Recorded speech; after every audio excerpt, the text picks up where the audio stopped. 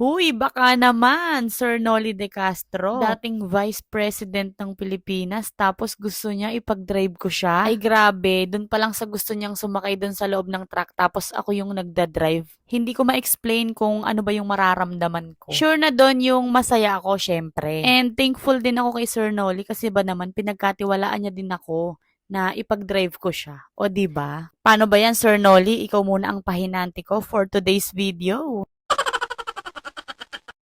Bale, nagpunta pala dito si Sir Noli para i-interview kami ng aking sister. Hindi ko nga alam kung ano-ano yung mga pinagsasasabi ko doon at grabe, kinakabahan kasi talaga ako. Sa mga hindi po kasi nakakakilala talaga sa akin, mali-mali po talaga ako.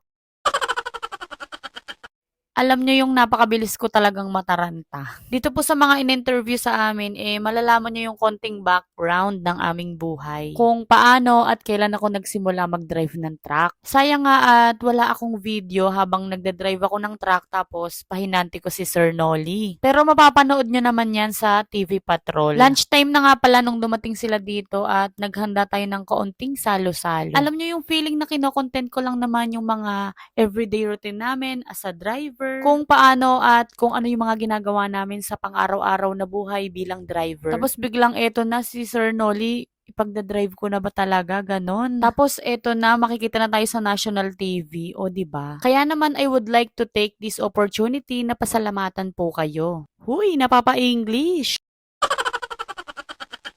Kung hindi po dahil sa suporta nyo at pag-share ng aming video, hindi po makakarating kay Sir Nolly at sa kanyang team ang aming mga video. Kaya naman maraming salamat po. Hindi ko na po kayo maisa-isa pero alam ko po lahat yung mga nag-share ng aming video. Kaya po, thank you po sa inyong lahat. Nung mga oras na yan, hindi ko din talaga alam kung tama pa ba yung mga pinagsasasabi ko. Sobrang kinakabahan talaga ako kapag ini-interview ako ng ganyan. At after naman namin magtsikahan ni Sir Nolly, ito namang aking sisterette ang in-interview. Sabi niya nga sa akin, wag ko siyang isali sa ganyan. At siya daw kinakabahan at nahihiya din. Di sinabi ko, dalawa kaming magkapatid na bumibiyahe. Di ayun. Obrabaye ako lang ang kinakabahan, ikaw hindi. Hindi, bali dalawa naman din kasi kami talagang nagda-drive ng truck. Bali ipinasyal ko pala dito sa aming barangay si Sir Nolly. Shoutout nga po pala dito sa elf na to dahil ang nagbigay pa ng sticker sa kanila, aba si Sir Nolly pa. Kainaman, ano? Manghihingi ka lang ng sticker tapos nakita mo pa si Kabayan. Ipapalabas nga pala yan sa November 13 this coming Monday sa TV Patrol. At sa November 19 next Sunday naman sa Kabayan. Ang segment naman po ay tao po. Maraming salamat po sa inyong team at kay Sir Nolly. Shoutout na nga po pala din kay Kumaring Pokwang, nakilig na kilig kay Sir Nolly. At dito kay Sir Jack All TV Vlogs. Bakit naman ganyan yung pangalan mo pag binasa ng mabilis?